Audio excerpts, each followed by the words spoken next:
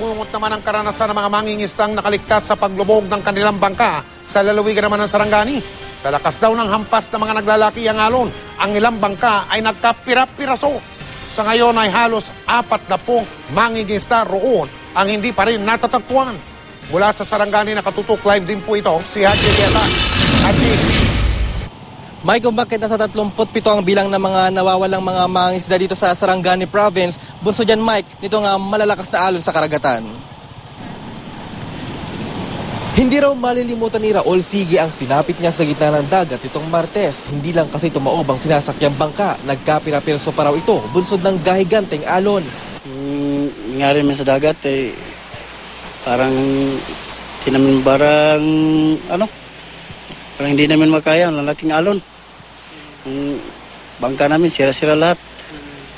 Parang hindi namin na maabot sa tabi ng baybayon. Parang hindi namin makaya lahat Tigi-isang bangka raw silang mangisda na sabay-sabay pumalaot. Lahat ito winasak ng malalaking alon. Kaya halos isang araw daw silang palutang-lutang sa gitna ng dagat. Ang 23 anyos na si Rovimar Sapra halos masunog ang tiyan. Natapon daw kasi ang gasolinang dala niya. Buti na lang daw hindi ito sumabog dahil agad na namatay ang lampara. Kaya laking pasalamat daw niya na buhay siyang nakabalik sa mga mahal sa buhay. Mangingisda ka ba ulit? Oo, mangingisda pa ako. Wala kaming hanap buhay dito Mangingisda lang kasi.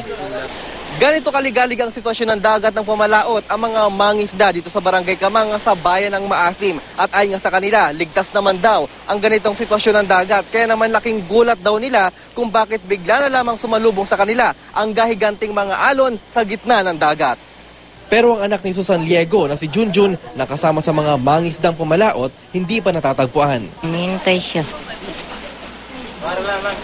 Ano pong inaasahan nyo ngayon, ma'am? Umuwi siya ba sa amin? Gusto na kaming makita. Sa pinakahuling tala ng Office of Civil Defense ng Region 12, nasa 37 na ang mga nawawalang mangisda. 270 naman ang nailigtas na. Anytime we will lift the state of calamity situation until such time na ito ay talagang makita na natin. Kahapon, nag-search kami sa vicinity nitong Margos, Sarangani Island and Balut Island.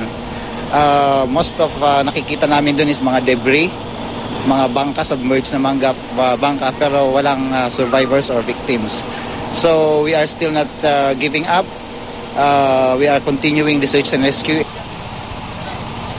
Magdagdagan ng Philippine Navy na alam naman daw nitong mga mangingisda ang kondisyon ng dagat kung delikado man ito o hindi. Kaya naman sabi ng Philippine Navy na wag na raw sana may pagsugal pa itong mangingisda nang sa ganun maiwasan nga anumang kapahamakan, Mike. Maraming salamat, Haji Rieta.